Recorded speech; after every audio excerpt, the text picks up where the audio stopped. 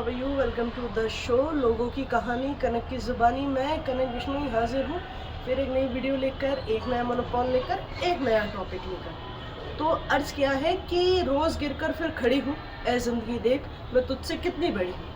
ये लाइन वैसे बहुत ट्रेंड में चली थी। हम लोगों ने, किसी ने इंस्टा पे देखी होगी, किसी ने यूट्यूब के शॉर्ट्स पर देखी होगी, किसी ने किसी के स्टेटस पे पढ़ी होगी। कहीं ना कहीं से सबको ये लाइन पता होगा और कहीं ना सबको इस लाइन का मतलब भी पता होगा कि क्या है ये लाइन और कितनी इफ़ेक्ट करती है सबके जीवन में।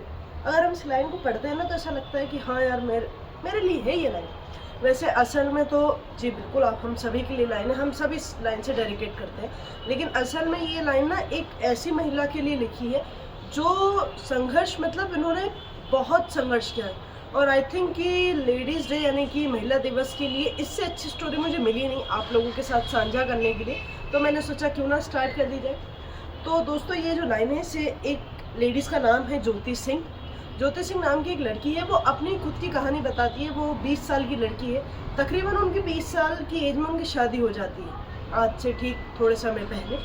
उन्होंने लिखा कि शादी को लेकर मेरे भी बहुत सारे सपने, जैसे कि हर लड़कियां देखती हैं कि मेरा ससुराल ऐसा हो, मेरे हस्बैंड ऐसे हो, मेरी सास ऐसी हो, मेरी ननंद ऐसी हो, ऐसी सारी चीज़ें इन्होंने भी देखी। अरेंज मैरिज थी, पता नहीं था ज़्यादा लड़के को लड़की के बारे में, लड़की को लड़की के बारे में। बस पापा ने कह दिया था कि बेटा तू कर ले, शादी बहुत अच्छी है, घर बहुत अच्छा है।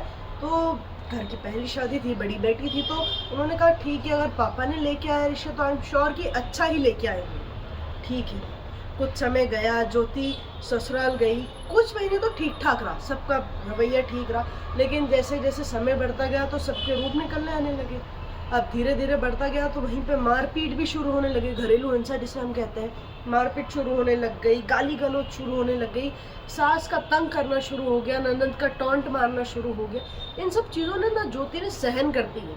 वो एक चीज़ रहती है ना कि बेटियां सहन करती है पर अपने मायके में कभी नहीं बताती, क्योंकि उनको कहीं ना कहीं तो ये चीज़ भी पता रहता है कि मायके वाले कहेंगे बेटा घर तो तेरा वो है, रहना तुझे वहाँ है, तो ठीक है एडजस्ट कर ले, धीरे धीरे हो जाएगा। ज्योति ने इस कारण कुछ बताया नहीं। समय निकलता गया, धीरे धीरे ये जो घरेलू हिंसा थी ना वो बढ़ती चली जाने लगी। अब ज्योति को जो था ना उसके मायके ही नहीं जाने दिया जाता था। मतलब अमूमन जैसे लड़कियों को रहता है ना कि भाई मेरी बहनें आई हैं, मेरे मौसी आई हैं, तो मैं जाऊँ उनसे मिलूँ, उनके साथ थोड़ा सा क्वालिटी टाइम स्पेंड करूँ, लेकिन ज्योति को जाने नहीं दिया जाता था। अब भाई की शादी आई तो भाई ने जबरदस्ती 8 दिन पहले, वो भी शादी के 8 दिन पहले, ज्योति को लेके गए कि नहीं दीदी आपको चलना पड़ेगा, आपके बिना शादी फीकी फीकी है। जबरदस्ती लेके गए, ज्योति गई।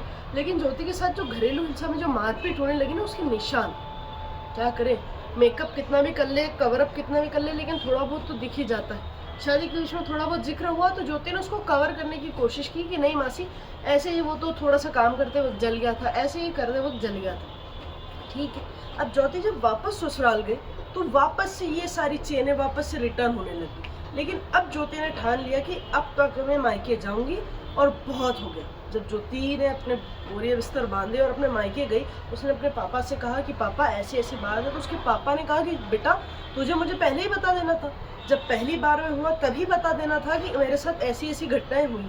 तो ज्योति ने कहा पापा मुझे लगा ऐसा आप इस तरह से रिएक्ट करेंगे, आप शायद मेरी बात को समझेंगे नहीं।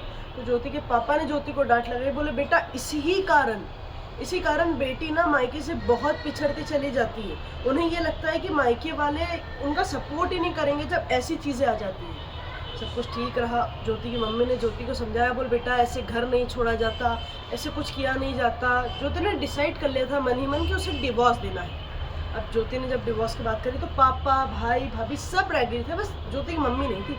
तो उन्होंने कहा बेटा थोड़ा सा रुक जा। तो ज्योति ने उनकी मम्मी की बात मानी और तकरीबन जहाँ तक ध्यान है मुझे 4 साल उन्होंने वेट किया, लेकिन 4 साल तक हरकतें वो ही थी। आखिरकार जाकर उन्होंने उनको डिवोर्स दे दिया।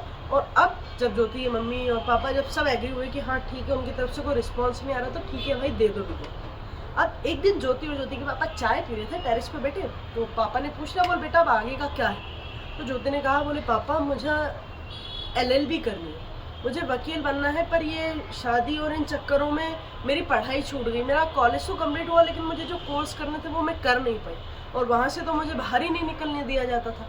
घर के कामों में मुझे इतना उलझा दिया जाता था कि मुझे बाहर के लिए समय ही नहीं मिलता था। तो उसके पापा ने कहा ठीक है बेटा, तुम्हें जो करना है वो करो, बिल्कुल अब तुम आज़ाद पंछी हो, अपनी लाइफ अपने हिसाब से। ज्योति ने आगे LLB की पढ़ाई शुरू करी, बहुत अच्छी वकील बनी और अब मुझे बताते हुए बहुत खुशी हो रही है कि उन्होंने अभी तक 300 से ज़्यादा केस सॉल्व कर दिए हैं, वो भी फ्री ऑफ कॉस्ट। जो इस तरह के हैं, घरेलू हिंसा या मारपीट या जहाँ पर लेडीज़ों की बात आती है, ये सारे केस वो बिल्कुल फ्री ऑफ कॉस्ट लड़ती है। तो बस मेरी कहानी इतनी सी थी। अपना और अपनों का दोनों का ख्याल रखें और आप सभी को महिला दिवस की बहुत बहुत शुभकामनाएं। बाय बाय, टेक केयर, फिर मिलेंगे।